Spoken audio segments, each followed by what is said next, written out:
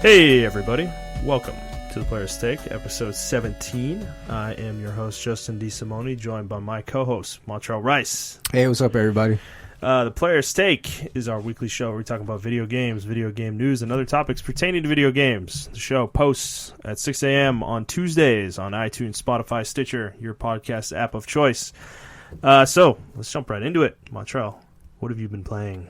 Not too much this week. I've been going through some stuff, having some business to take care of and things of that nature, personal matters. But I did manage to I bought 3 games. I bought the Harry Potter Lego collection. Larry Potter? Because I was going to say Lego and Harry Potter, but... I mean, would you just call him Larry Potter then? Yeah, Larry Potter. It works. I like it. The Harry Potter Lego collection. I'm trying to get some more co-op games so I can play more video games with my girlfriend. So I bought that. I bought Mario Party because it kind of combines what she likes, just board games and then video games for me. And then I bought Overcooked. So I did play a session of Overcooked. It was really fun. I want to play that game. So, but besides that, I mean, I got maybe like 1 or 2 games in the League of Legends this week. But I've been playing. I'm staying away from that because it does bring. I don't need to add stress to my life. The games I did play were just like regular public normal games. I didn't do any ranked games or anything like that. Okay, no, so less stressful. Yeah, I can just play around when I'm doing normals and pubs. Fair enough. I've been playing. I played about an hour of Xenoblade Chronicles 2. I've been kind of dragging my feet on that a little bit because I've been pretty heavy into Grim Dawn. I've played Grim Dawn pretty much every day since the last podcast. Yeah, you and Andy been going at it, man. Man, I'm going pretty hard with it. I finished the 2 expansions, finished all the content for both of those, and I like the expansion. I think it's a little bit of a step down from the first expansion, personally, because the story part of it is... It's weird. The main game has, kind of a story centered around 2 different factions, and then the first expansion, the main game kind of ends with one of those factions being the primary villain, and then the expansion kind of has the other faction being the primary villain. And this expansion, the second one, Forgotten Gods, kind of goes completely away from that storyline entirely and just takes you like in a completely separate part of the world. It's kind of weird. I'm not really sure why they did this because I mean, I'm not going to sit here and say the story in this game is like amazing or anything, but I personally do enjoy it. And the fact that they went away from that to kind of tell some weird side story that just it feels almost like they did it just so they could get a different environment into the game because it's like a really desert environment, like kind of Egyptian almost. Yeah. It's got that kind of feel to it, so it feels like they kind of made the story centered around the setting rather than doing the other way around. Yeah, and I don't love that. So the setting's fine, it's cool. Some of the new enemies are definitely interesting, but I would have preferred if they had just continued telling the story they were telling. From a gameplay standpoint, the new class is really cool. I like the Oathkeeper a lot. I haven't gotten too deep with it. I got to about level 30 with one of them. Okay. But it is an interesting character. It uses retaliation damage a lot and kind of integrates retaliation damage into your attacks, which is that's a new mechanic that was added for this expansion. So that's kind of cool. And also I was playing around with the Shattered Realm, which is kind of their take on Greater Rifts from Diablo. Yeah. They do it a little differently. It's not... like Diablo, you kind of there are levels you go through and you can start at a certain level. I don't really know how Greater Rifts work, so maybe that is how they work. But it seems kind of like a linear progression where because I got to the 5th shard last night, and it unlocked an item that allowed me to start at the 5th shard on subsequent runs through Shattered Realm, and I think that will continue to happen as I get higher and higher. Okay. So yeah, pretty cool. I'm going to keep playing it. We've got quite a few people now who have the game and are playing it with us, so I think we'll probably be doing some more co-op on that for sure. So that's it for me. Games we're playing. So let's just jump into the news. Yeah. So first article. This happened pretty much right after we recorded last week, like a day or two. Microsoft announced a diskless Xbox One S that is going to be coming out. So it's a digital-only device For $250 is going to be the retail price. So my first thought with this, it's going to have a 1 terabyte hard drive. My first thought with this was that this price is crazy, given the fact that you can buy a Xbox One S with a disk drive for under $200 pretty commonly. Really? Yeah, I mean, I saw a sale this week for one for like $180 or like something like that. So, okay. And Black Friday, they were going down to $200 constantly this past Black Friday. So, it just seemed weird that the official price was going to be $250. However, they did say in the announcement that they think sales will reflect the difference in price pretty quickly with this thing. So I would imagine you'll start to see this thing cheaper than the Xbox One S a couple months after it's out. But the thing is, the timing is weird because it's coming out in May, and they're going to announce I think they're announcing the new Xbox in June at E3. So then this thing's kind of in a weird spot because, like, why would people buy it? You know, this happens kind of like every generation. Yeah. Honestly. I remember 7th gen and then 6th gen. Like, everyone released, like, another version of the console before the newest generation came out. Yeah. I don't know the business. I'm not a business major, so maybe that's some kind of business strategy to kind of like even out their ends or like calm their investors down or something like that. But I don't know. Everyone seems to do this. Even Nintendo does this. Yeah. So Nintendo does this more than anybody, actually. Yeah, they do. I feel like. I mean, I think Nintendo kind of releases like their products as like, I don't want to say a beta testing, but they're like, okay, maybe we can improve upon this actual product because they did it with they actually just started doing that. They did it with the 3DS, I believe. Yes. And I guess you can count the Game Boys and stuff like that. Yeah, right? No, they've done it. They've done it since Game Boy, dude. Like, because you had the Game Boy, then the Game Boy Color, then you had the Game Boy Advance, then the Game Boy SP. Then you had the DS, the DS Fat. Then you had the DS Lite. Then you had the DSi. Then you had the 3DS. Then you had the new 3DS, the 2DS. Like they're crazy. And then with the that 64 shit, even had the expansion pack. Yep, it had the expansion pack. The GameCube had tons of expandable pieces you could put into it. Yeah, and stuff. Like they've been doing that for a long time. So okay. Well, but I mean, it's just weird because Xbox did this last generation with the 360. They did it early though, not this late. They did it really early. It was like $100 arcade version, right? Yeah. That only had like 256 and then megs Then they built another version of it where it came with Wi-Fi because remember it didn't have Wi-Fi. Yes. You had to buy the Wi-Fi adapter. Yeah. I think that was more of a product of the times where Wi-Fi was becoming ubiquitous. Yeah. And this is more of they're testing the waters, I feel like. The thing with this is like I actually, if this thing was like $100 or $150, you would buy it? I would think about it. It comes with 3 games, and yeah, I'd think about it. It's like I don't want to buy an Xbox One at $200, but yeah, if this thing gets low enough, dude, like I could see around Black Friday time. If it's low enough, I might pick one up, maybe. You know, but the problem is, like, I don't really know. I would eventually probably convince myself not to because I don't have time to play the games I have now, and I'm going to add another console to that. So, I don't know.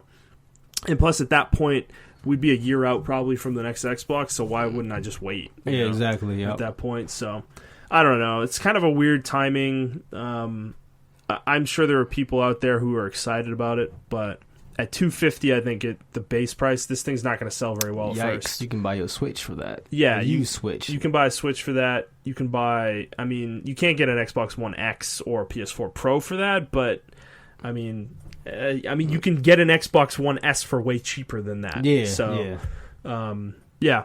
So, I don't know. It's an interesting thing, though. They're playing around, trying some new things. All right, moving on. There was a Nintendo Direct. Wasn't the one we were hoping for. Yeah, it was a Smash Direct. Sadly, it was a Smash Direct.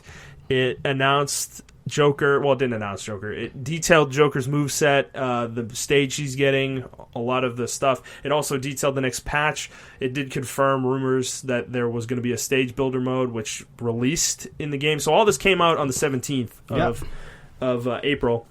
Which I like when Nintendo does that. Yeah, I like the quick turnaround on that. But the stage builder mode has been really funny because immediately been turned into a cesspool. Have you seen the Twitter? Oh my feeds? god! Oh my god! There was a stage of like Mario peeing or something. It was literally just Mario with his dick out, just peeing off the stage, and that was the whole stage.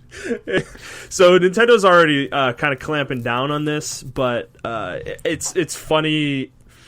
I don't know. It is very interesting. I mean, it's cool. It's cool that they're continuing to support the game like this, though, and adding major features like that. Yeah, I appreciate that. That's pretty cool. I think they're going to improve upon the stage builder over time. Yes.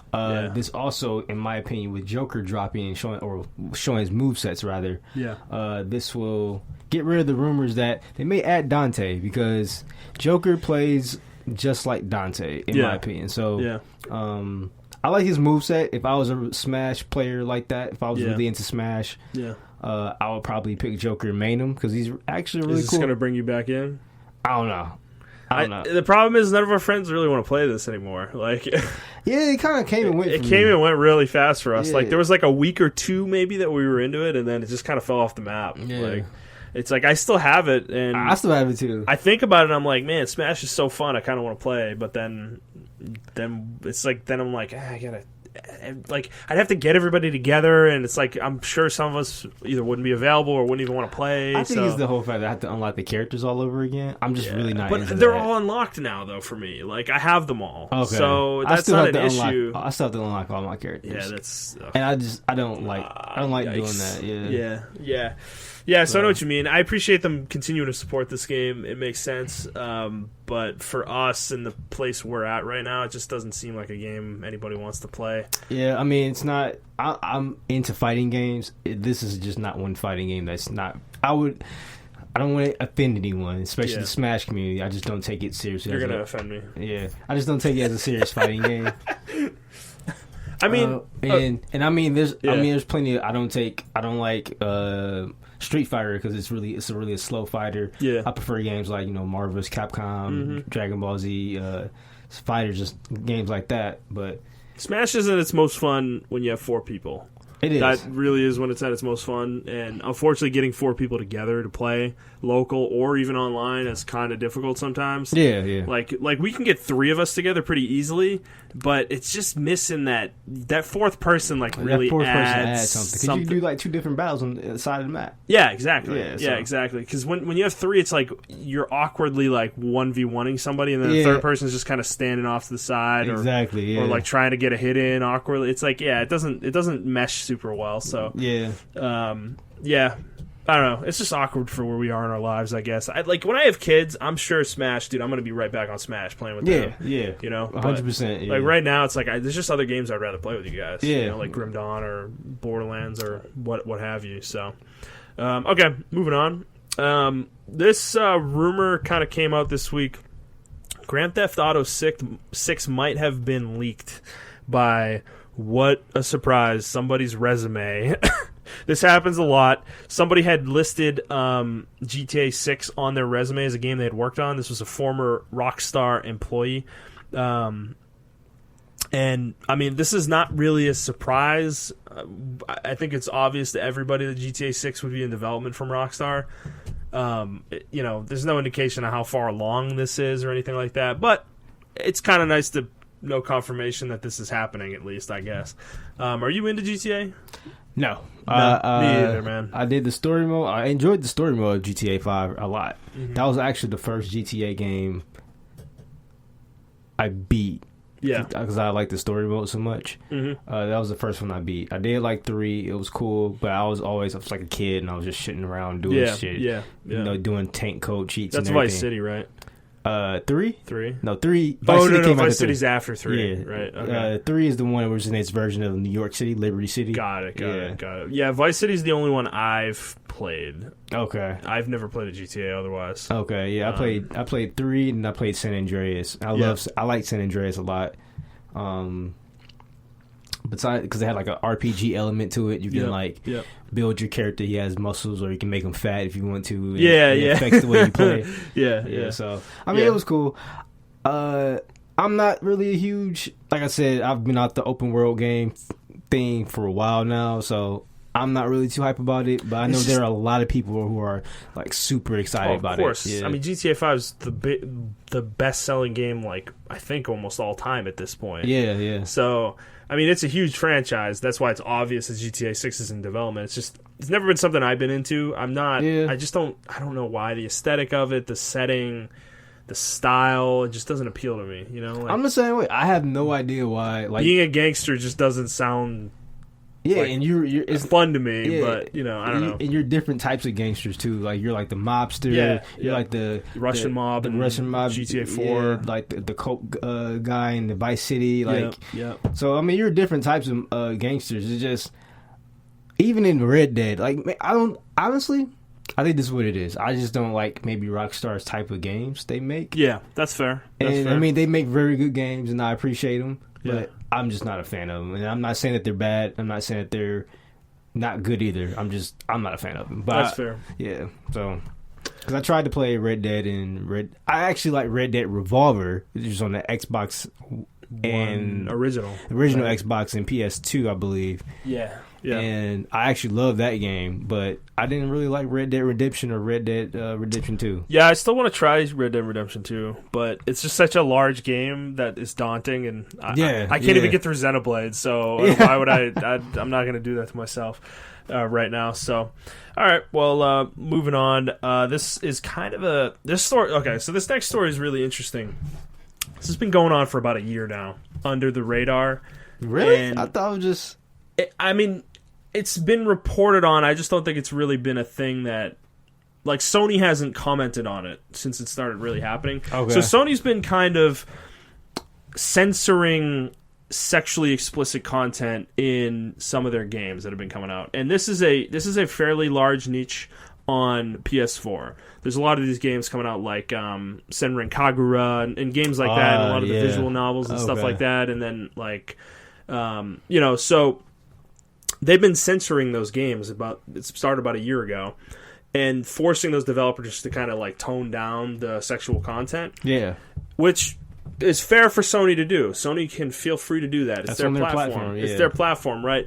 But this has been a big market for them. I wouldn't say big, but it's been a extremely loyal market of theirs for quite a while now. I'd probably say since like 2011, 2012. Yeah. Probably. It was on Vita for a while as well. Yeah, it was a big thing on Vita.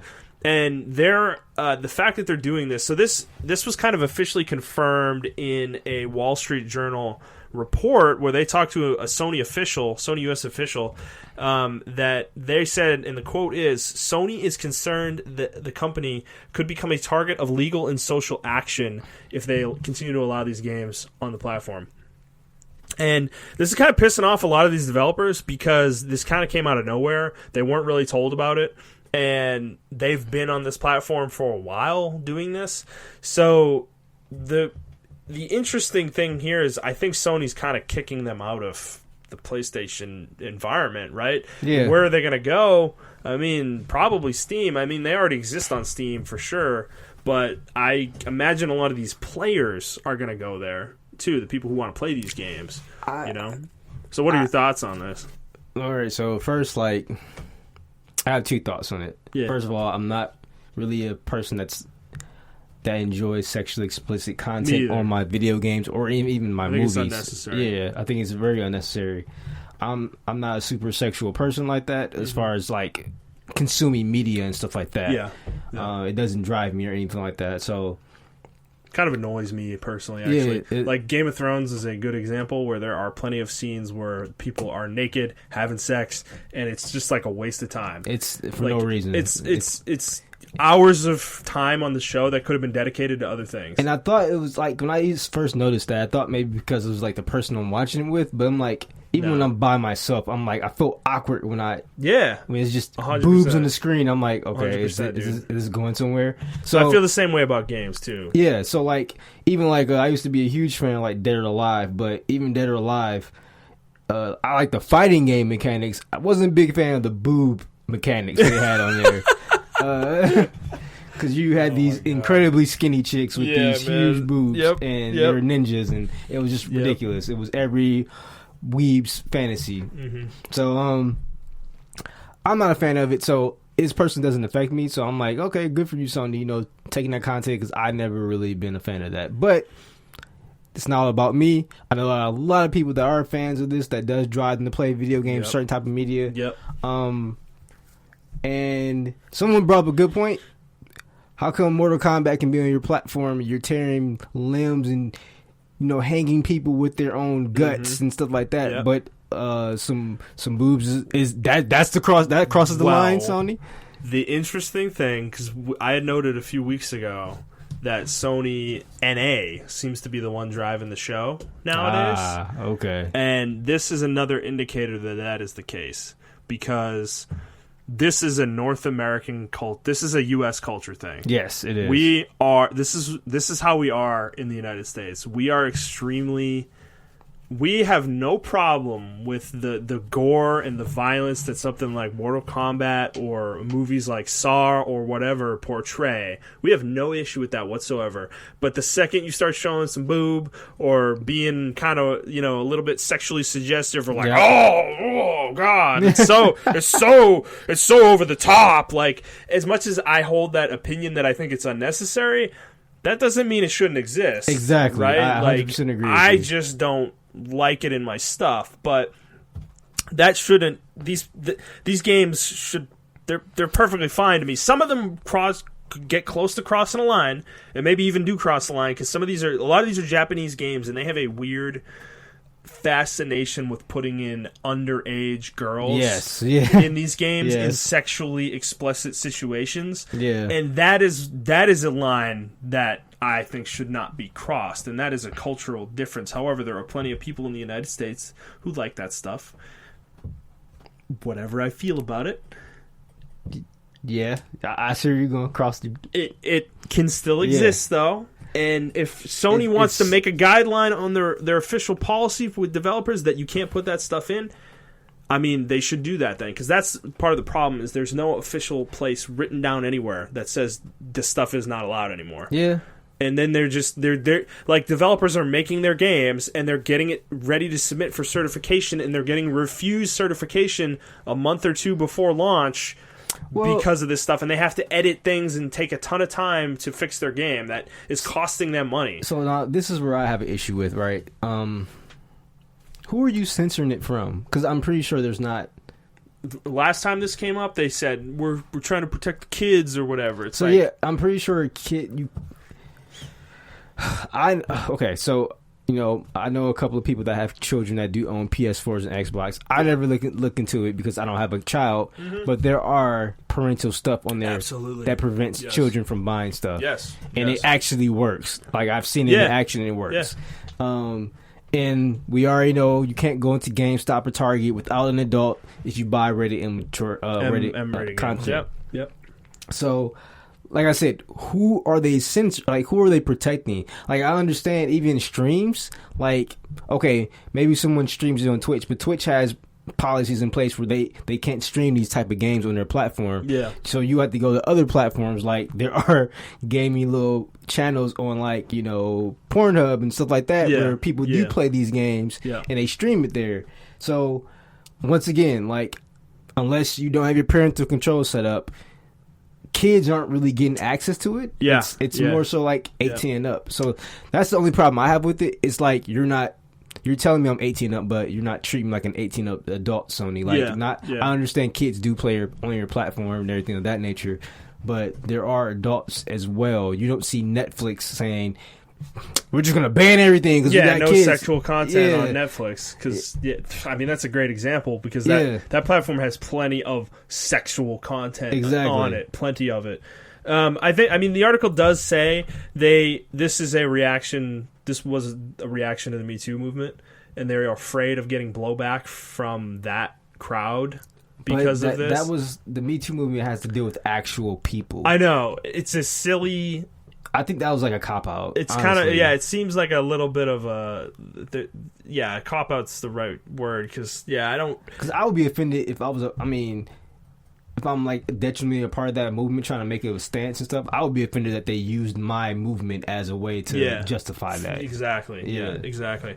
So it's an interesting situation. It seems set in stone. This seems like it is what it is. and I don't think they're going to go back on this. I mean, I do understand that sexual content kind of makes your content look a little dirty. Yeah, I can create a perception of a platform, and I understand Sony wants to curate a certain image. Yeah, exactly. So I understand that.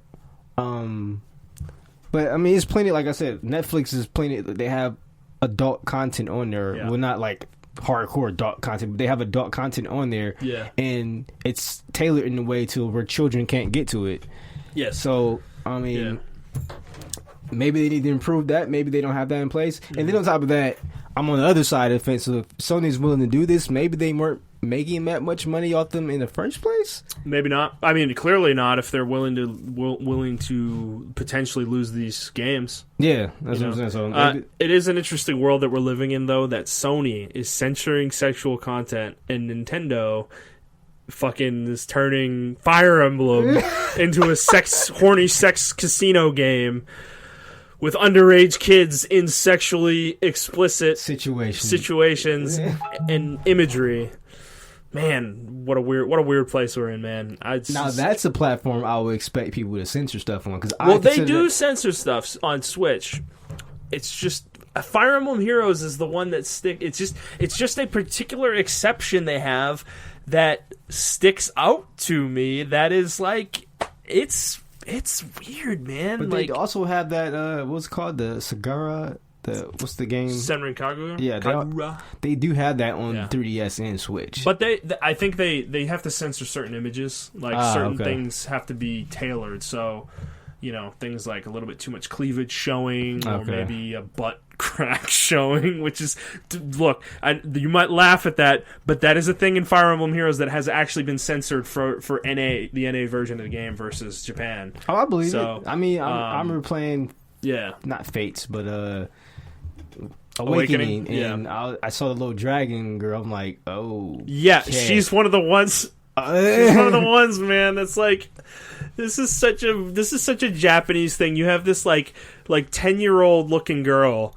who's supposedly 1,000 years old. That's how they get away with it. And she's wearing these like sexy bikinis and shit. It's like, she looks like she's 10, but she's like 10,000 years old. Yeah, like, guys, come on. And people try to justify it too, like, they're just like, I just like really petite women. It's like, there's a difference between petite women, bro, and like a child. Like, yeah, that's it's whatever.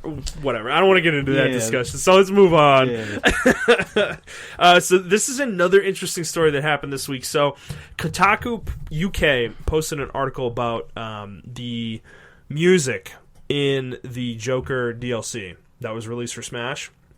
One of the songs is from Persona, and it has a lyric in there that sounds like the word retarded. And this article kind of the title of it was Super Smash Bros. Ultimate's Persona 5 DLC includes a disability slur. And this article came out kind of pointing out that this word and this lyric, and kind of saying that it was a disability. It was kind of, it is a disability slur. And this became really controversial really quickly because this song has been in the Persona 5 game since it came out. Like, this is not a new song that just came out for this DLC. It's been around for a while, and this the official lyrics for the song don't have the word in there, supposedly, but Kotaku had reached out to Atlas and Nintendo trying to get the official lyrics from them. And they never received it, but they posted this article anyways. So this created a kind of a shitstorm where the author of the article, Laura Kate Dale, who is a trans female, she's pretty, I would say, pretty well known. Yeah, she's pretty. She released a lot of information, like you said, on the Switch. On the Switch pre-release. Before. Yeah, she's done some pretty legit work. So she's in the past. Like I have no problem with her. I mean, I don't think anyone does. She just has a very. She has outspoken political views. Yeah, there you go. I don't necessarily have a problem with that either. But this article, for a lot of people, was kind of a step too far because they were pointing out what sounded like a disability slur being sung by a Japanese woman whose English is not her first language. So she doesn't enunciate the words as well as somebody fluent in English would. Yeah. So this is pretty common with, Japanese songs that have English lyrics in them, or any language really, or any ethnicity that isn't an English speaking country. Pretty much, yeah. So people were pointing out that this is kind of unfair to point out that she may have said a word wrong and she just enunciated it wrong, because there is a word called ritard, ritard, that is a musical term that I think you showed me that means lower the volume or something like that. Yeah. And in the context, it sort of could have made sense if that was the word, right? Yeah, because the song itself, it's almost like a jazz song. It's like a jazz, yes, it's a skip-bop song. So she's like scatting over the lyrics and stuff like that. Mm-hmm. But she's saying the scats in English.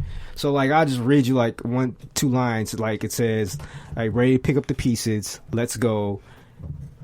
Now, what do you think come after that? Retarded. She has in the article, she has ready to pick up the pieces. Let's go play. Retarded. That doesn't make any sense in the context. Yeah, no, it doesn't. And even when you're playing the actual Persona game, that wouldn't make any sense either. The whole point of the Persona game or Persona 5 game is you're like a thief and you're doing these grandiose heist. And every time you watch a heist movie or anything like that, they always play it like a jazz type deal with it as well. Yeah, so they play up on that as well. I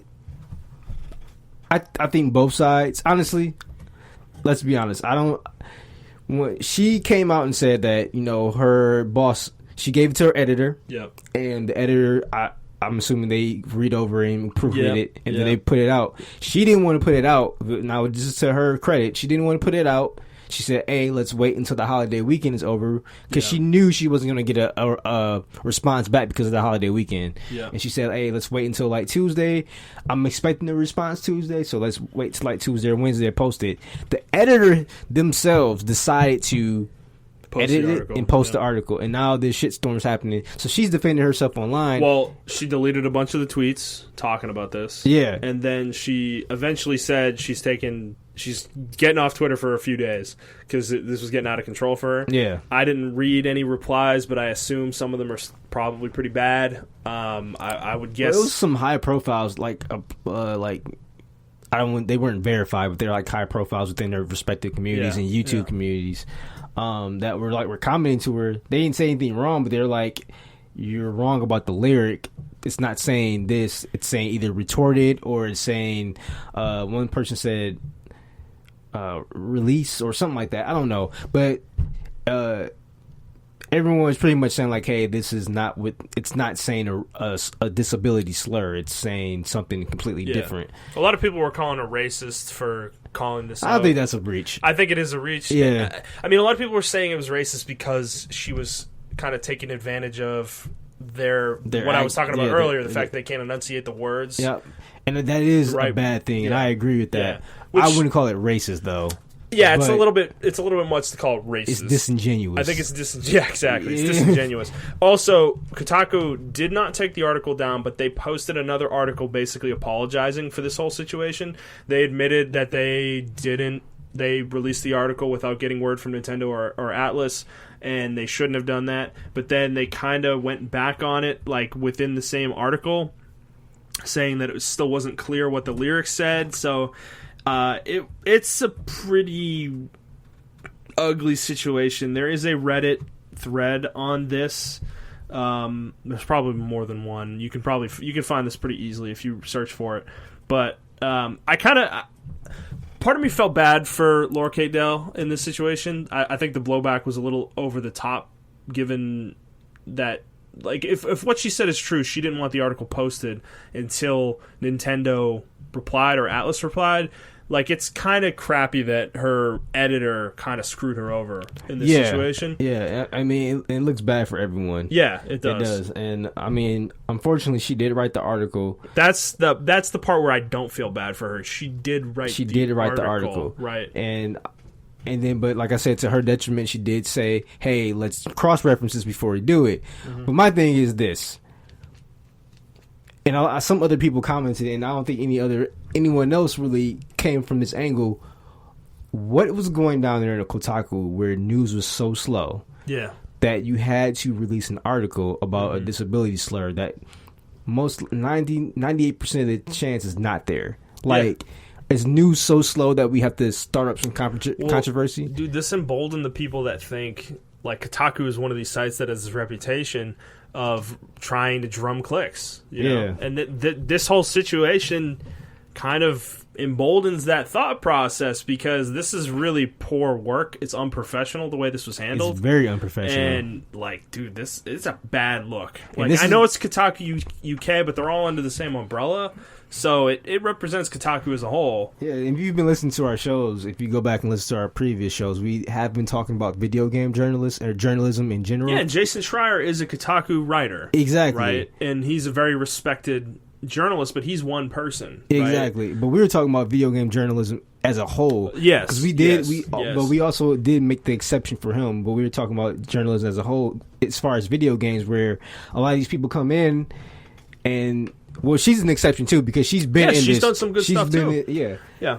But once again, like, this kind of overshadows her work because... Yes, it does. It's unfortunate. Yeah. Because she's gonna get wrapped up in this even worse, because her just being trans adds a fuel to the fire. Yeah, it adds a target on her back. Yeah, it adds a target to her back, which it shouldn't. It's unfortunate that that's happening. Yeah. Like, I am sure she's gotten a lot of really disgusting things sent to her over the past few days. She has, and that shouldn't. It's just, like, the whole situation is unfortunate, man. Like, it's. Yeah, I don't think this was a good move by the editor. I don't think she should be fired, but I think the editor should be fired for this. Yeah, honestly, or should be. Should be punished some way. Something should happen there, because dude, if I were that dude's boss, I would be like, man, you messed up, dude. Yeah, like you messed up bad, you know.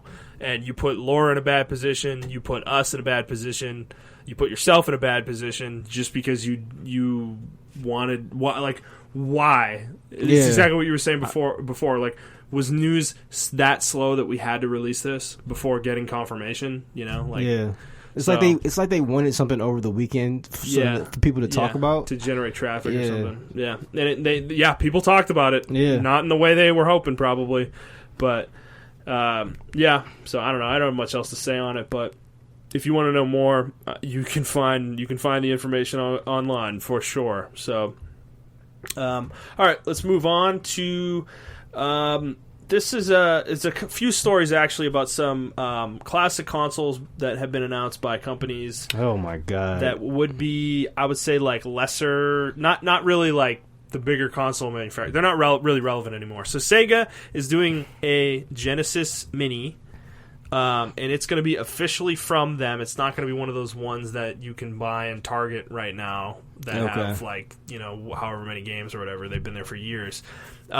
This one is, they announced a few games for it. It's going to have Earthworm Jim, Sonic the Hedgehog 2, Castle of Illusion starring Mickey Mouse, World of Illusion starring Mickey Mouse and Donald Duck, Contra, Hard Corps, Streets of Rage 2, Thunder Force 3, Super Fantasy Zone, Shinobi 3, Return to the Ninja Master, and Land Stalker.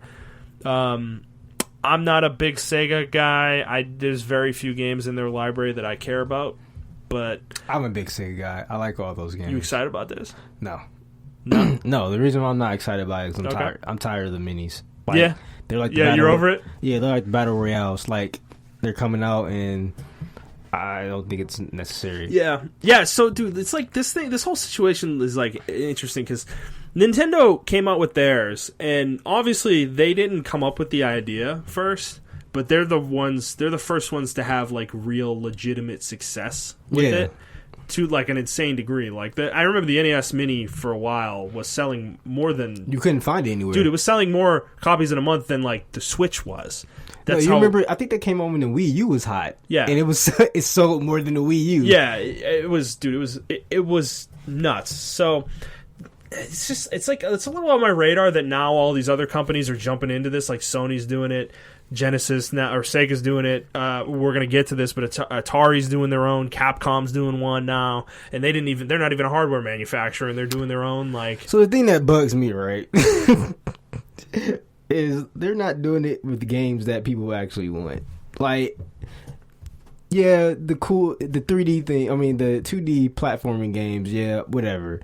But, like, let me get a Capcom Mini with, like, Resident Evil in there, Yeah. Dino Crisis. Let me get a Sega Genesis or Sega Mini with like your PS4, your PS2 version of Shinobi. It was just like a really good game, or some of your other PS2 games that came out that you released, or even with Atari, they have a couple PS2 games they released, or Xbox games they released. I think that's what people actually want. That's how you would generate a lot of things, because like the artists you're going for, they're not going to really be into this, but like the kids who grew up with this, like, you know, maybe 20 and old, or the kids who are like maybe 25 and younger, they'll be like, hey, I remember buying this game and playing this game back in the day, because to them a PS2 was like a Genesis to me, you know what I'm saying? Like that was their first console. So I feel like this will work out in their favor for that, but I'm like over the whole arcade thing, because arcades died a long time ago in my opinion. Yeah, so Atari's doing 2 minis that are coming out in September, and they're going to be like little miniature arcade machines. One of them is going to have Pong, and that's it, I think. And then the other one is going to have... actually, hold on. So the Pong Mini Arcade is going to have Pong, Breakout, Super Breakout, Off the Wall, and Circus Atari. And then the other one is going to have Centipede, Adventure, Sprint Master, Warlords, and Yar's Revenge. I mean, they're going to cost like $30 or... Yeah, $30 a piece, which isn't bad. But... No, that is bad, because each one is like true. 1 megabyte. Yeah, so I don't understand. I mean, but you're getting the... I think that the reason it's not bad is because of the actual physical device. Like, these are cute little devices, dude. They're not like... Let me check. They're like little mini arcade machines. Like, that's what they are. It's kind of cool looking, but it's like, do I care though? These games... They suck. I mean, like, who cares? It's a cool little Christmas gift for like my parents, because they grew up with Atari. 100%. They love Atari games. Dude, these things aren't going to be selling well, because the games on offer. I'm sorry, like, unless you were around at that time, people aren't really going to care, or you're interested in the history of video games. Just people aren't really going to care. Like, Pong is legit, dude. Breakout legit. Super Breakout even more legit, but. I mean, Centipede's legit. Do I want to play those games though? Yeah. Like, no, I don't. Like, I really don't. I think this would be like a great gift for like me. In your case, our parents did. I think your dad played video games, right? Yeah. So my parents play video games too, and I think this would be a cool little Christmas gift. I would probably buy this for my parents, honestly. But which is fair, but. That's all this is like, it's just like a gift. Like that's the market for this thing. I think that's what they're going for, because like, I cannot see them taking this seriously. Yeah.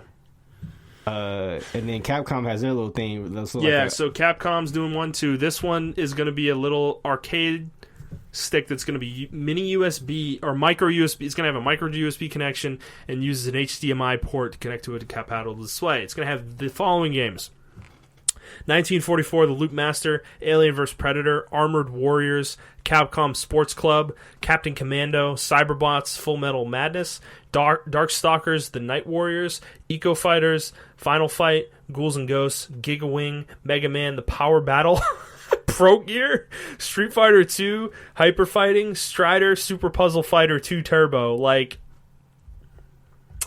I mean... Yeah, I'm not really into those. Sure. Honestly, awesome. All those games were at my old job. We had a break room, and we had like 4 or 5 arcades in our break room. Yeah. And they had the Capcom arcade thing, and all these games were on there. Okay. Yeah, and I mean it was a free arcade. We didn't have to pay for it or anything, because it was just our break room. But I mean, it's pretty cool. Yeah. But I mean, I played it when I was like bored or something like that. That's the only time you're gonna play it. Like, are you gonna play these games at home? Like, no, I wouldn't. I would not. No, that's my point about these things. Is like, it would be cool, like for a break room thing. Like we can put this in our job break room somehow without, someone stealing or anything like that. Like that would be cool, but I wouldn't. Yeah, I wouldn't buy it. Yeah, the thing with the NES Classic and the Super NES Classic, the reason why they sell not only the nostalgia factor of Nintendo, but dude, the games on those devices hold up. Yes. The Mario games hold up. They're actual. They're not arcade games. I don't want to say arcade games are actual games, but they're like actual adventure games I'm meant to play at home by myself. They're games that I would play now and have fun playing them. Yeah. Like the offerings in these 3 things are just like, am I going to play this over like Xenoblade or Grim Dawn? No. I'm not. No. So, I don't know. Whatever. Moving on. Let's move on. So, The Walking Dead, the Telltale Definitive Series has been announced. It is 3 different physical versions of the entire Telltale Walking Dead series, including the Michonne side thing. And I don't think if it has the 101 days thing or whatever it was that was between seasons 1 and 2. I don't know. It doesn't say that on here. So there's going to be 3 different versions though, and these prices are ridiculous.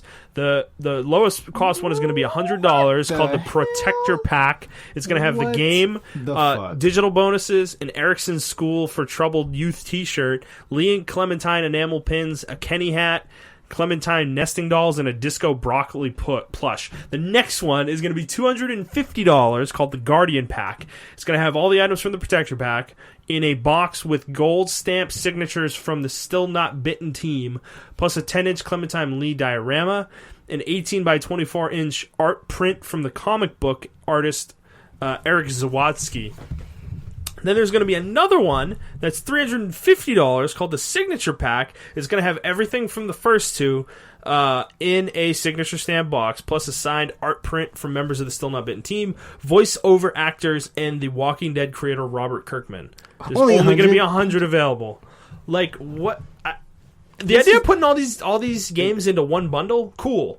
This is for people who are like super hardcore fans of Walking Dead. 100%. I was thinking, when I first saw this article, I was thinking like, oh, they're putting all the games into one bundle on like PSN. A digital download, yeah. Or on Xbox or Steam. I'm like, it's going to be like $60, right? No. It's physical versions that are like $100 plus. Like, what are you talking about? What are you doing? And I would buy it too, but I'm not paying $100. F that, dude. I wouldn't pay $60. So, I mean, you can't, there aren't any digital copies of this or anything like that? Because I would buy it digital. Not from what it looks like. Dude, no. That doesn't look like that was part of the announcement. It's just these physical packs. So, to me, it's like, I feel like that's an obvious thing to do, is bundle all of them into one and charge $50 or $60. Because the thing is, like, at $100, I can buy all 4 seasons of The Walking Dead for that or less. Very likely less if I just wait for a flash sale on PSN or Xbox or Steam, you know?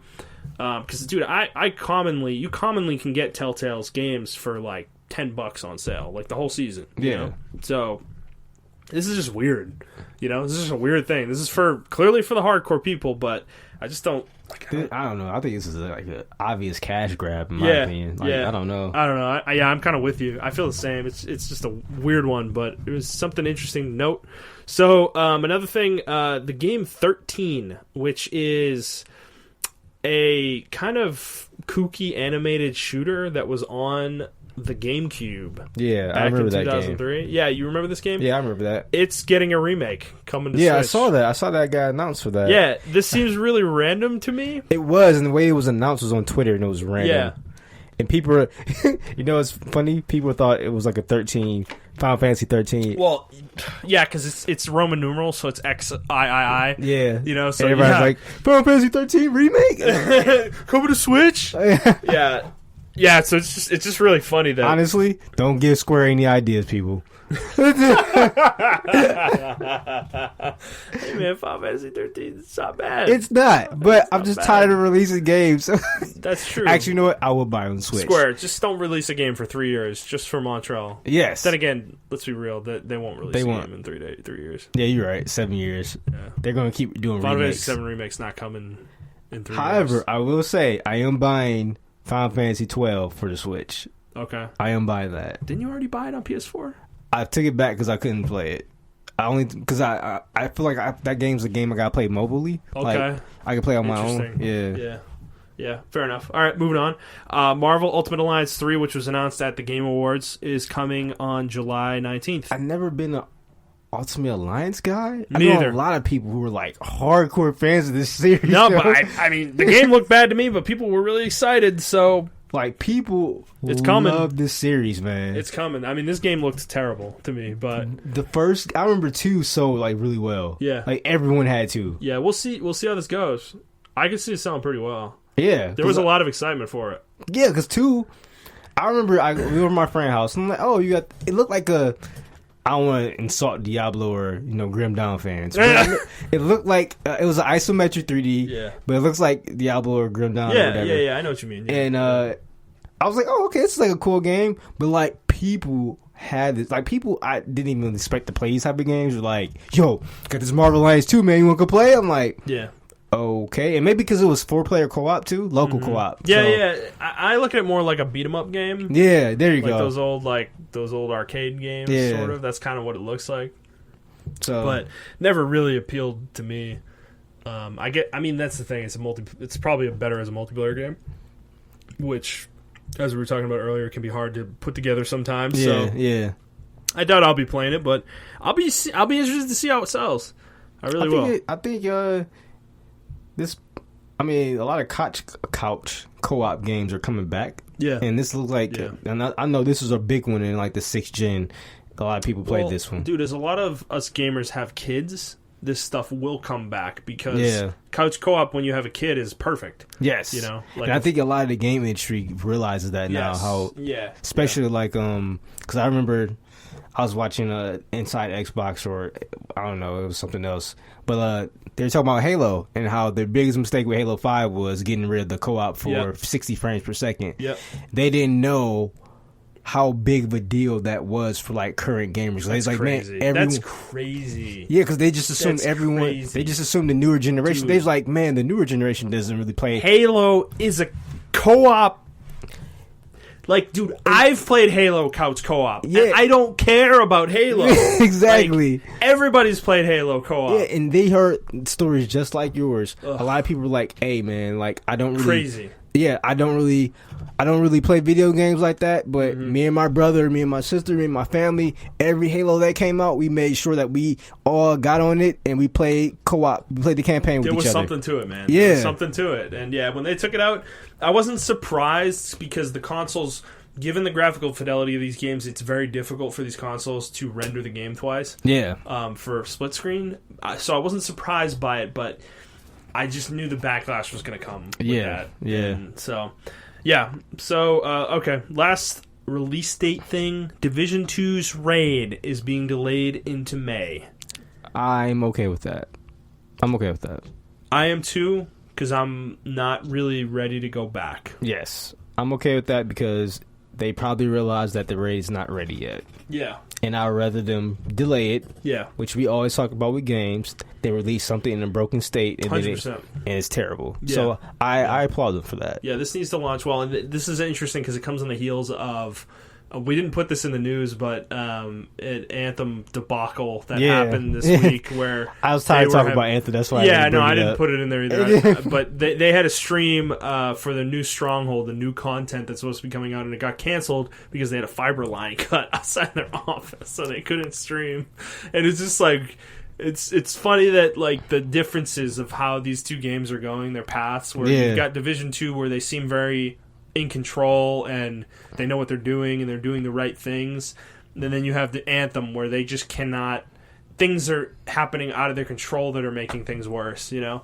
It's night and day, honestly. Yeah, it really is night and day. So I'm sure this is disappointing for some people, but it's probably going to result in a better experience overall. So and then I heard they're supposed to be doing some things with the Dark Zone as well, so yes, I did see something about that I think they added some items or something. Yeah. Like they upped the gear score to 250 or 515 or something like that. Yeah, and they're supposed to be doing some more stuff, the Dark Zone, to make it more appealing, because a lot of people in the Reddit have been complaining that the Dark Zone is useless.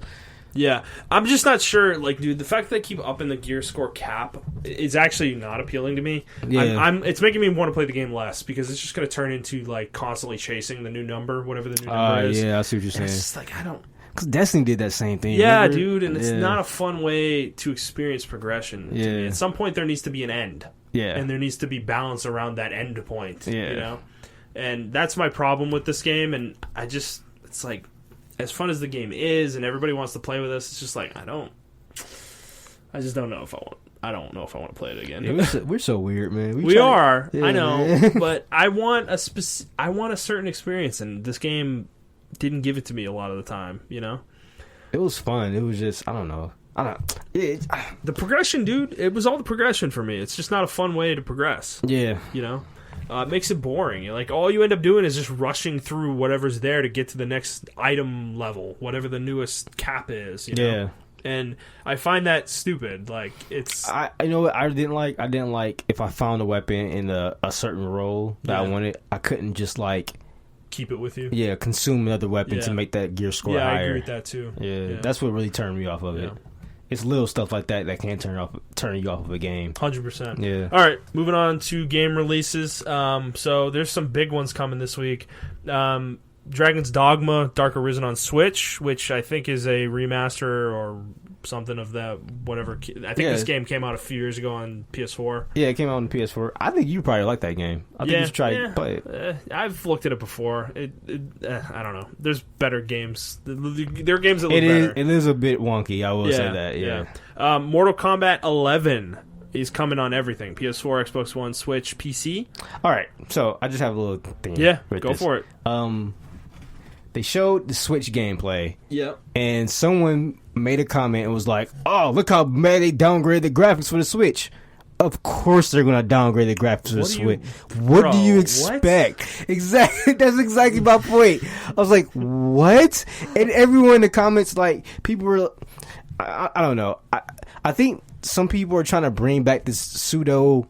console war thing back, because we're all like, I feel like the console war thing has kind of like died down a lot lately. Yeah, and I feel like some people are trying to bring it back. I don't know why, but like, yeah, this guy obviously wants something to argue about. Yeah, and he from his page and everything like that, his YouTube and everything, he's really popular. He's obviously PS4 or PlayStation prone, but it's like, bro, it's a Switch. Like, what did you expect? You expect them to have 4K graphics like that? Yeah. I don't know. Yeah, but man, the game's gonna look worse on Switch. That's like a guarantee. Yeah, but you're not playing it for the portability on the Switch. Yeah, this is, I think, an argument we've had with many people. Yeah, with the Switch, that we know a lot of PC players, and they all seem to look down on the Switch, and it's like, dude, if graphics matter to you, the Nintendo Switch is not for you. Yes, exactly. Like, if they don't matter to you and you want a portable experience that you can play on your TV or play handheld or take wherever you want, or like, that's what it's for. You know, it's the convenience factor of the device. Yeah, that's what it's for. So I just don't get. I don't like the idea that you're going to sit there and complain about the Switch's graphics. It's like that's an obvious thing. It's something that comes into it. Yes, you can criticize it, but it's not going to change. And it's still good for the type of the portability. Games do look good, actually, for what it is. Yeah, man, I don't know, dude. Yeah, I'm with you on that. Also, Super Meat Boy Forever, which is I think a sequel to Super Meat Boy. That's coming on everything as well. And then the biggest one probably this week is Days Gone. That's only on PS4, obviously. I heard zero buzz for this game. Zero buzz. I've been seeing a little bit. And then I think that World War Z game came out, and people were like, hey, this game's actually pretty good. Oh, no. You think it's going to take some of the shine off? People were comparing that World War Z game to, like, they're like, yo, this is our generation's Left 4 Dead. Yeah. So... yeah, but I'm still on the fence on whether I'm going to get this game or not. I'm not into it. I'm over the zombie stuff. Like, I mean, I kind of am too, but Sony's exclusives have a quality level that is...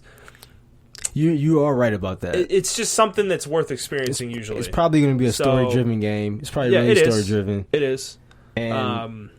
I mean, I'll wait for your opinion if you are going to get it. I kind of want to give it a shot. Yeah, I'll wait for your opinion. I'm going to be on vacation from work in a couple weeks, so that's kind of why I'm thinking about it. I might get it and play it during that, because I'm going to have a lot of time on my hands. So I don't know. I'm really on the fence. I don't think I'm going to get it next week, but I think I might get it in a couple weeks. So if I do, I will let you guys know how I feel about it. All right, topic of the show. This is the biggest news of the week.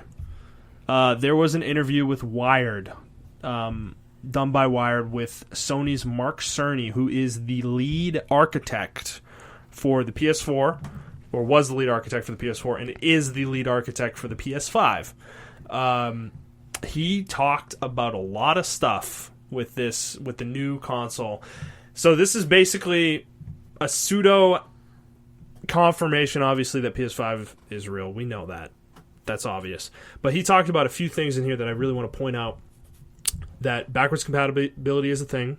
It's going to be in there. So PS4, you're going to be able to play your PS4 games on PS5. It will have an optical drive for discs, so it's not going to be a digital-only device. It's going to have an SSD, which is probably the biggest thing to come out of this article. Yes. Yeah. They also detailed the CPU. It's going to be an 8-core 3rd-gen Ryzen, which is pretty legit. I have it. I can confirm. Yeah, that is pretty legit hardware. And then he mentioned a few other things as well. The biggest one for me is that it's not going to be digital only. It's going to have a physical thing, and it's going to be backwards compat. Yeah. He also mentioned it's going to be able to do ray tracing. They want it to be able to do 8K display in 8K, which I mean there aren't even really monitors that support 8K at the moment, so that is a bit of a lofty thing. But I will say that kind of indicates to me that 4K is going to be supported at default, pretty much. Well, which is a big deal. I mean, I looked at it like whatever, but like, oh, this is gimmicky. But I think he was just doing it saying like it's going to be future proof. Like they're preparing for the future because they know that. Well, he didn't talk about 4K too, and I think he was just implying, with that statement that 4K is just automatic. It's like automatically going to be supported. One thing that has nothing to do with the PS4, PS5 that I saw that was very surprising that PSVR sold 4 million units in 2016. Yeah, that's ridiculous. Why, guys? Dude, I mean, he said in here too, he mentioned PSVR, that he didn't mention a sequel to PSVR, like a new piece of hardware, but he said that they're going to continue to support it. Yeah. It's a big pillar for them, and they view it that way. So it's going to continue to get support from them. And he talked about a few other things. He mentioned he was comparing the hard drive in the current PS4 to the SSD that is in the new hardware, and they were playing Spider-Man on both, and they did a quick travel. On the PS4, it took about 15 seconds to load. On the new device, it took less than a second. Wow. To load. Which, I mean, that's what an SSD gets you. If it's optimized for what you're like, if it's optimized for the whole package, I mean, that's the level of speed we're talking about, dude. Like, that's crazy. And he also said in here that the SSD they're using is one that uses technology that is not actually on SSDs you can buy as a consumer right now. Yeah, it's not available to the public right now. Which is exciting. I mean, that means, like, dude, they're this thing is going to be extremely powerful. That much is obvious. So, obviously, PC gamers are going to be like, oh, they're not going to be as powerful. Use a PC. But, dude, look, they're losing the plot. They're trying to get all this into a $500 device.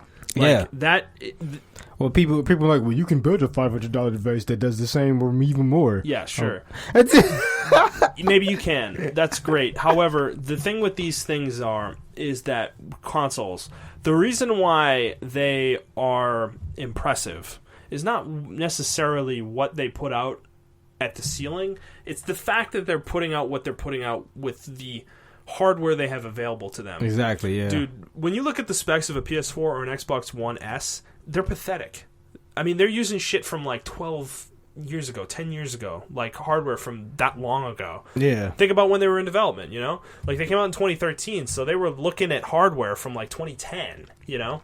Yeah, I mean, I think this brings up another conversation. I mean, not just the PS5, but how much technology has advanced as far as video games wise. I mean, and we saw how cheap SSDs got in general. The market shifted. Yeah. Where this wasn't a guarantee before. But yeah. And now, I feel like this is the 8th gen, right? Or the 7th gen?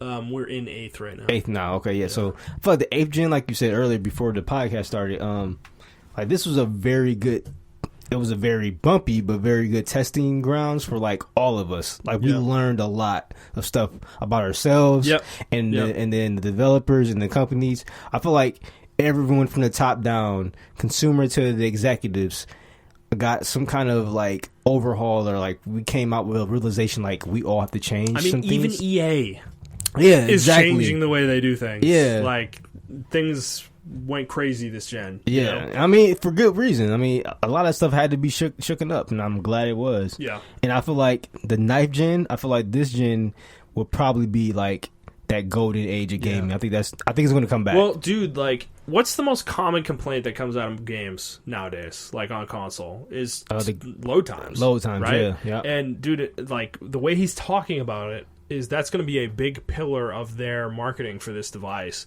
is that load times are going to be almost non-existent, you know? And dude, it's like that.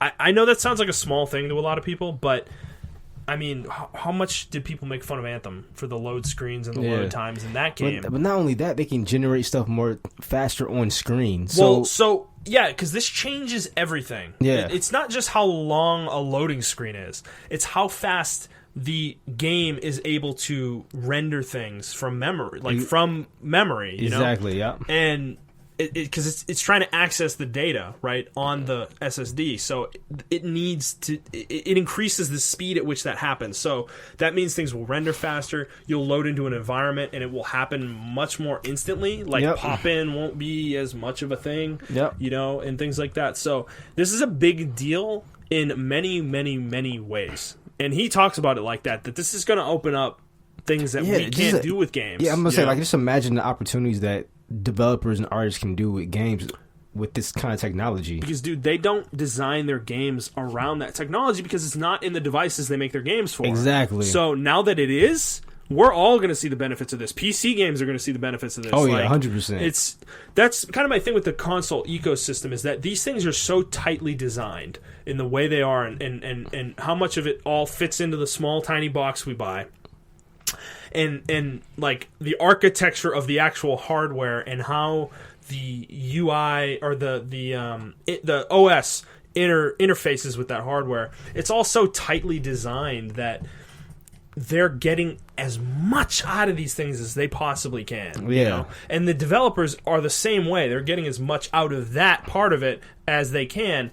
And that's going to continue to happen. So given what they're talking about here, like in terms of the power we're looking at, I mean, dude, we're gonna hit a whole new piece of gaming. Like the amount of things you'll be able to display on screen, I feel like is going to be way higher with 8 cores. Like, dude, they're going to be able to do things way more ambitiously than they can now. I think that's been the one thing that came out of this generation is I think developers have been held back by the hardware the entire time. Yeah. You know, they've been. It's funny because consoles are more powerful than they've ever been, but it's weird. Game development and what game developers want to do push forward faster than the hardware could. Yeah, you know, exactly. and it wasn't able to keep up with their ambitions. You know, and I think a lot of games suffered for that. Yeah, because a lot of games they wanted to do stuff and they could have done it. They tried to do it and it just failed. Yeah, either failed or they had to take it out. Yeah, during testing, like, man, it just takes. We can play it. It's stable, but it just takes way too long to load. Or this is not a third. So in a stable environment, and I mean, I understand that. So this also raises another question, like.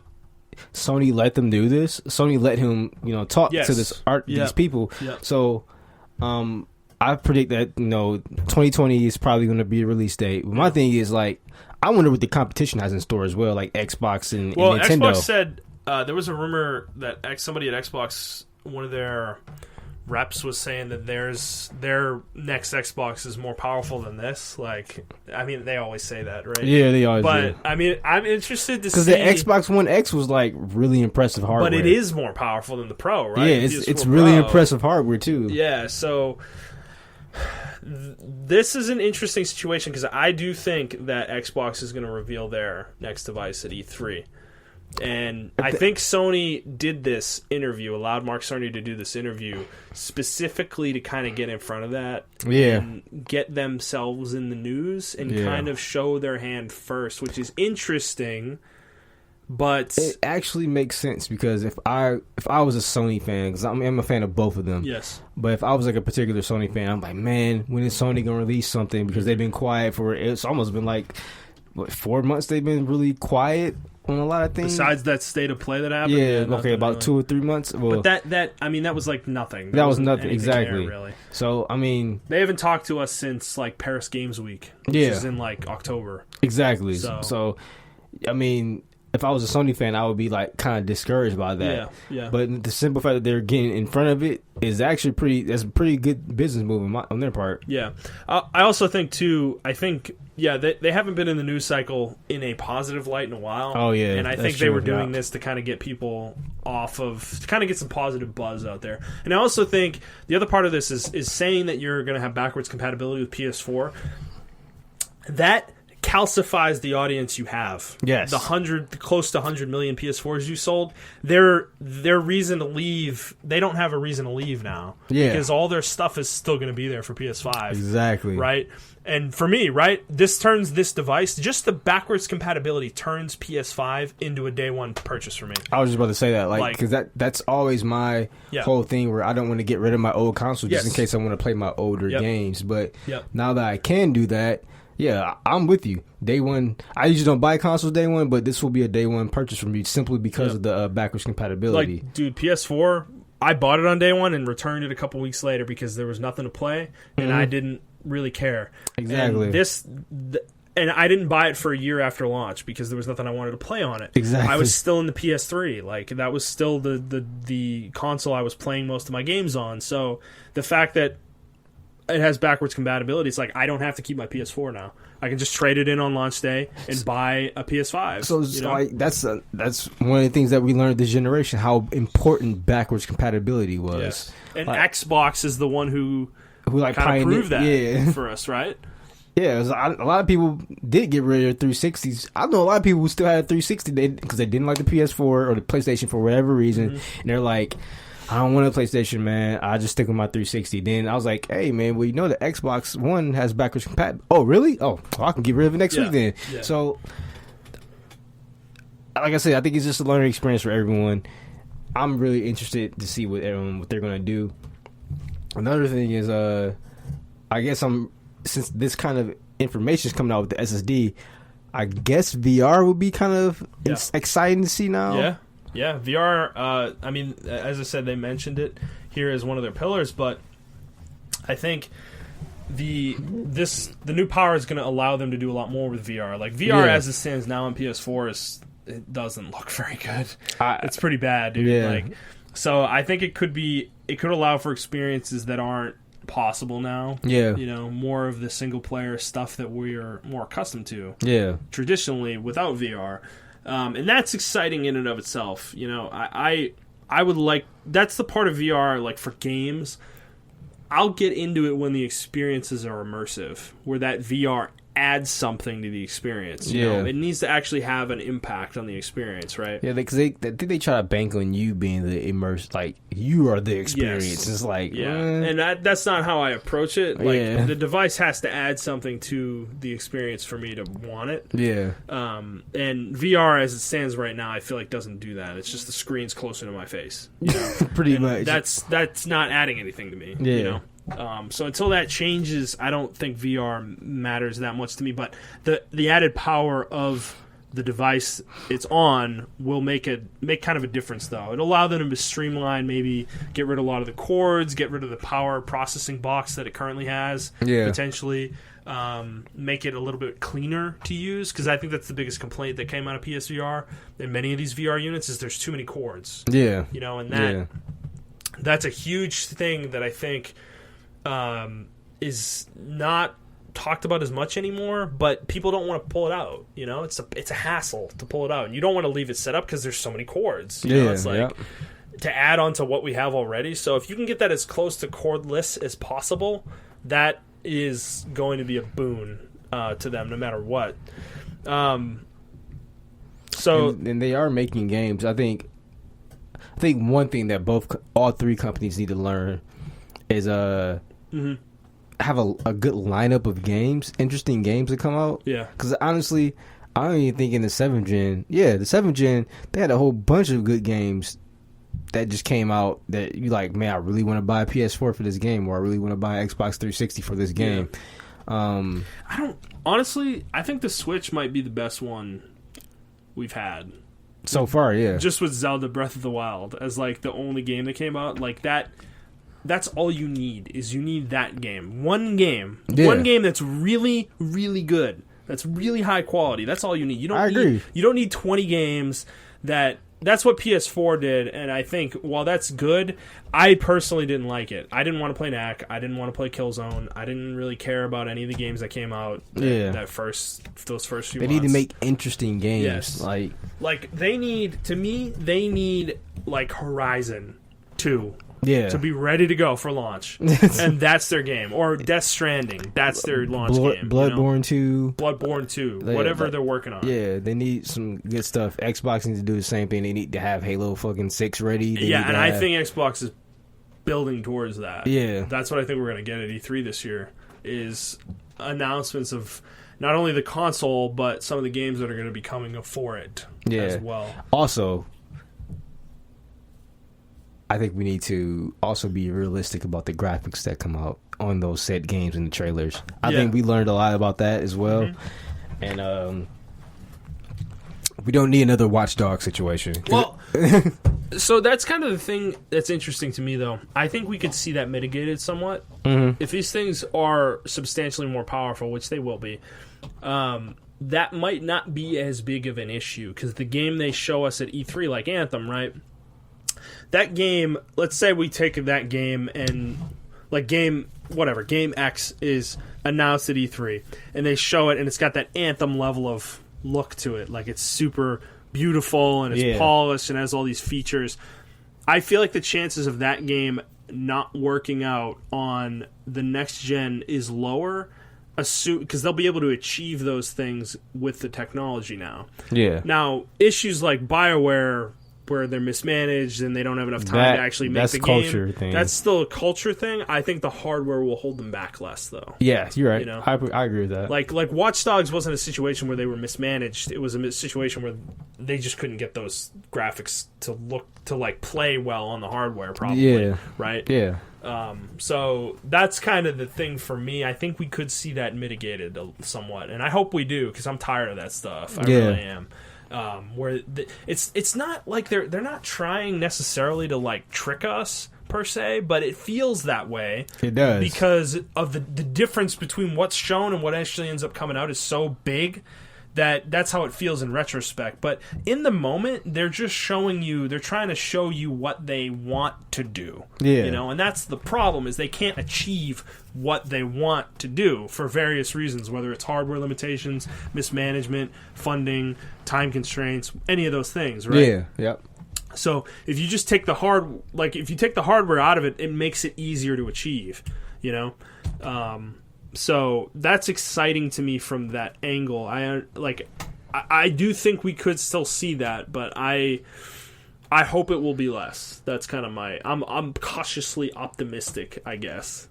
I'm optimistic too. I came here very negative towards it for some strange reason. I don't really get too hype about things anymore. you like barely wanted to talk about this. Yeah, I was like, "What are you talking about, man? This is next gen, baby." Yeah, come on, because it's just get excited. This generation has kind of like beaten me down. Yeah, because this generation has turned. This generation is going to be looked at weirdly, I think, in the future. Yeah. It's a very staid generation. I think it's going to be a stopgap between PS3 and then PS5, or like those gens, Gen 7 and Gen 9. Yeah. Like, it's going to be a stopgap generation where like I was saying, the technology didn't catch up to what people wanted to do, you know? Yeah. And the games ended up being disappointing largely because of that limitation. Yeah. Whereas before, there were always hardware limitations, but the developers didn't try to do things they couldn't do. You know? Yeah, they knew they couldn't do it, so they just didn't even bother. You know? Yeah, but they make, like, I don't want to say they're more creative with their ways of what they did it. I feel like a lot of that creativity has left in the state for graphics. Yeah, I think that's why this generation. I mean, at the end of this generation, we're getting more games that is like, you know, we're just gonna, you get the graphics you get, but hey, this game's gonna be super fun, you know. Yeah. And they kind of went that route with this generation, and I'm glad they did. However, I don't want them to lose their creativity that they did learn from this generation when they go to the ninth generation. Yeah. I want them to still have that creativity of showing interesting gameplay, having an interesting gameplay loop, and everything of that nature, and not. I don't want the only excuse for it is graphics holding them back, or the capabilities of the hardware. Yeah. So I guess this is actually going to be a proving ground, a testing ground, and proving ground for the developers themselves. Because now what they're capable of. Yeah, you have the technology available to you. Yep. You have that SSD, you have that Ryzen chip, and whatever. There still will be hardware limitations. I mean, I'm not be very lessened. Yeah, but I'm saying like within the realms of what you want to do that you couldn't do this generation. Yeah.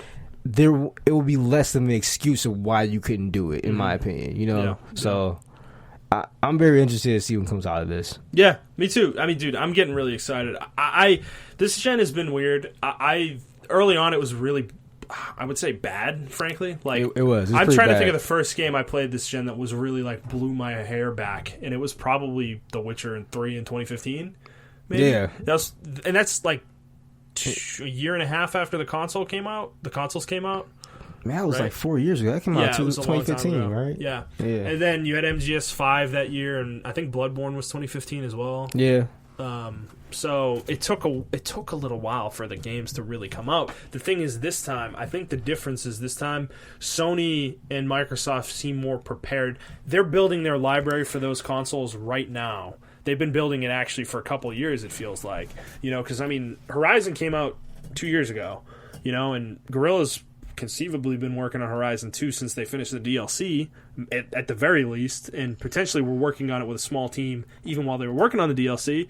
So, and we're a year and a half out from the consoles probably coming out, so that's 3 to 3.5 years of time that a company like Guerrilla and some of their other studios have had time to work on next-gen games, you know? I feel like that's actually good for the developers because they have a constant job they can go to, you know what I'm saying? Yeah. So I like that because I was just thinking about it. You said that. I'm like, man, if they have a high turnover of games, that means the developers can instantly jump on another game. Yep. I feel like last gen, like you said, or this current gen, they didn't really do that. They were focused on a lot of other things. And well, the end of last gen was really crowded.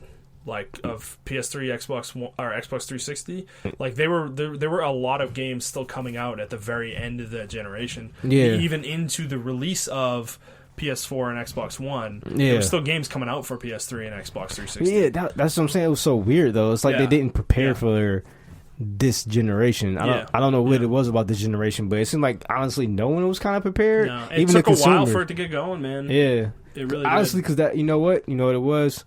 That was our longest generation. We were in that generation for about 7 years. It was 8 years for Xbox. Yeah, you're right. Because they came out in 2005 with 360. Okay, yeah.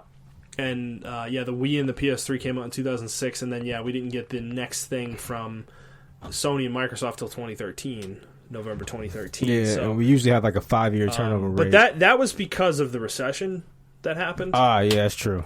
This one has kind of been. This one's is going to end up being 7 years as well, but more because I think they didn't feel the need for the next device, and they might have been biding their time for the technology to get to the point where they wanted it to get to. Yeah, that's waiting true. out the SSDs to kind of come down in price where they could affordably put one in. Because that was the big thing for me before this article came out.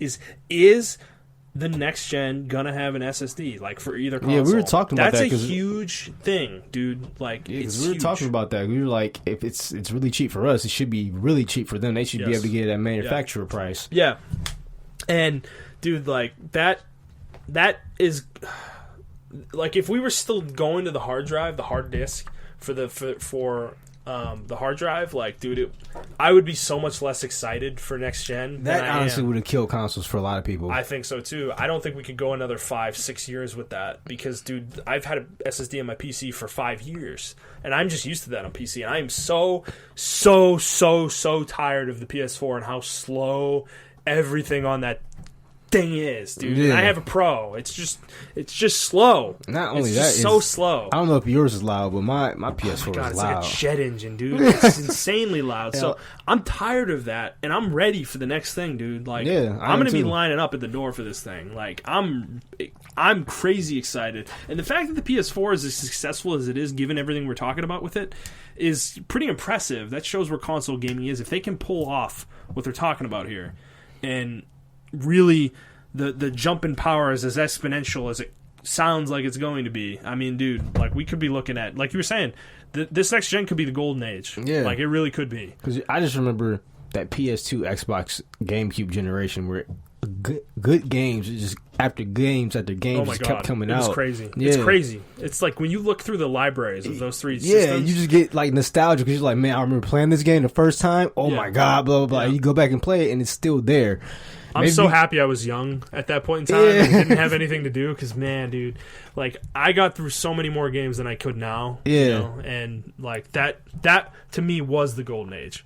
That generation was the golden age. And I want the kids nowadays to experience what we experience now. Yeah. Because I just don't feel like they experienced it this generation. Maybe I'm wrong. Maybe I'm just like, I'm out of the loop because I am kind of older. Yeah. But, like, I just don't feel like kids experience that whole, like, you know, discovering JRPGs for the first time and discovering like low key games that weren't really available to. Because you talk to everybody, right? Like everyone has some kind of JRPG they played that no one else has played, or they have both of them played, and like, oh, I did play this, but have you played this? Like, no, I didn't play that. Like, yeah, you should go back and play that game. And I feel like we are getting to that genre because there's a lot of RPGs that's coming out nowadays, but with this technology, I feel like it'll also be kind of cheaper for them as well because they don't have to. I don't want to say. I just feel like the technology will be cheaper for developers to make a lot more stuff. Yeah, you know, they don't have to bring in extra help to kind of like mitigate things and things of that nature. Yeah. Like outside third-party developers and stuff. Yeah, that a lot of them do now. Yeah, I could see that. I mean, dude, if it's easier to make stuff on it. That comes down to the tools, though, like Unreal and the engines that they use. I mean, because honestly, let's be honest, with the Xbox, that was the thing for developers. They're like, with the Xbox One, the dev kit was like crazy. They're like, we gotta do what through this and we gotta do that. And that might be why it failed. That's what happened to PS3, dude. Is that it was so hard to make a game on that architecture that they didn't want to make games on that architecture, so they went to Xbox 360. Yeah, you know, and it was the opposite. Everyone was going to the PS4 because it was just so much easier. Yeah. Mark Cerny talks about that, and I think Mark Cerny in particular is a big reason why the PS4 is a success because he goes to developers and asks them what they want out of the hardware, and like in the article, one of his quotes is like a lot of the feedback he got was like, it's impossible, we know, but can we get an SSD? And he's like, yes, you can. And dude, that's why I'm excited is that he builds he architects the PlayStation hardware now to be easy to develop for, and that's key, right? Yeah. Is if we can lower the turnaround time on developing games, that's good for everybody. Exactly. You know, I don't want a game to be in development for 5 years, 6 years. That's not a good thing. Yeah. Like, that's not good. I don't like hearing about that, you know? The only developers that take that long that I'm, like, confident in is, like, CD Projekt. You know, the fact that they're taking that long with Cyberpunk is, like, that makes sense because they're putting so much into the game, you know, that they need that much time. But for developers like, you know, some of Sony's developers or like BioWare, for instance, like with Anthem, it's like, dude, you don't need 7 years to make Anthem. Yeah, exactly. You know, you shouldn't need that long. And clearly, I mean, we saw what happened with that. But so that's kind of the thing. I think 3 to 4 years, like anywhere in the 2 to 4 year range, is probably healthy for a game's development. That's really how long it should take. Yeah. You know, unless you're making something truly crazily ambitious, you know. And that's the problem. I think a lot of developers, a lot of these games lately in this gen and are taking forever to make. Like Kingdom Hearts was one that was 7 years, you know, and they shot themselves in the foot by switching engines midway through development. But it just like, and that game is a good example. Actually, it feels like it's held back by hardware. Weirdly enough, it's laggy, dude. Like the game lags. Like it has frame drops. Yeah, which is super weird. You know, a lot of people could talk about that with that game. So so hopefully that kind of stuff will be gone now. We won't have to deal with that as much anymore. But dude, with any new technology though, that pushes the ceiling higher, right? Yeah, it comes new problems, and they'll try to be more ambitious, and that maybe they'll overstep how far they can really go. Yeah, you know. So we'll see. I think another issue with this generation was the difference in the competition and their vision on video games. Especially it was really apparent at the end of the 6th gen, or the 6th gen, 7th gen. My bad. I'm sorry, I keep getting that mixed up. the 7th gen, because you had the Netflix and you had all the streaming platforms, and people were using their stuff for streaming and everything of that nature. Yeah. And this didn't necessarily happen with the PS4, but with the Xbox, they almost totally went like, "Hey, we want this to be we want this to be a media center," and I felt like a lot of people, even to a certain extent, maybe PlayStation at one point, kind of lost their way with like, hey, like this is a video game console, focus on video games. And I think everybody learned their lesson with that. They're like, well, go ahead. Sorry. They're like they're just like, we need to focus on video games. The PS3, in my opinion, it was like the Xbox One, where it's like, hey, we're doing a whole bunch of other stuff too. Look at all the other stuff we can do. You can launch a nuke from your PS3. Like everyone's like, I don't want to do that. I just want to play how does God of War 3 look on the PS3? Like that's what people are. And well, I think we all realize is that they already are entertainment centers. Yes. Having Netflix and Hulu and all the streaming platforms and PS View for PlayStation and things like that, like that's enough. Yeah. That's really all they need.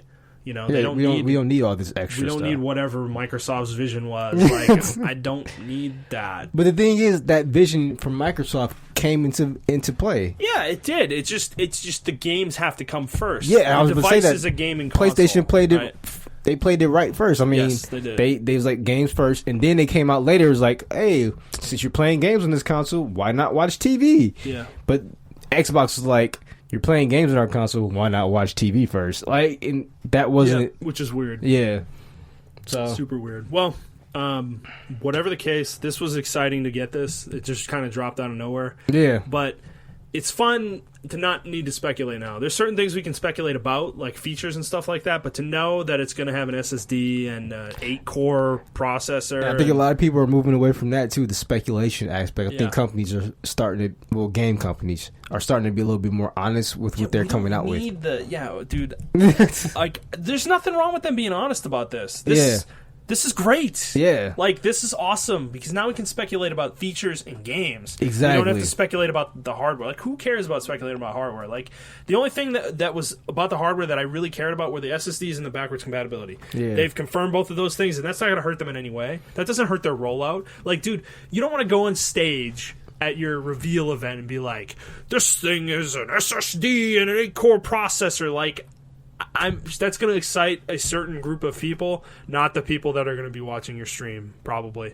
And so it's like you like drop that early on in like a sentence or two, but you don't have to like. Yeah, because I just got so tired of technical mumbo jumbo. Yeah, exactly.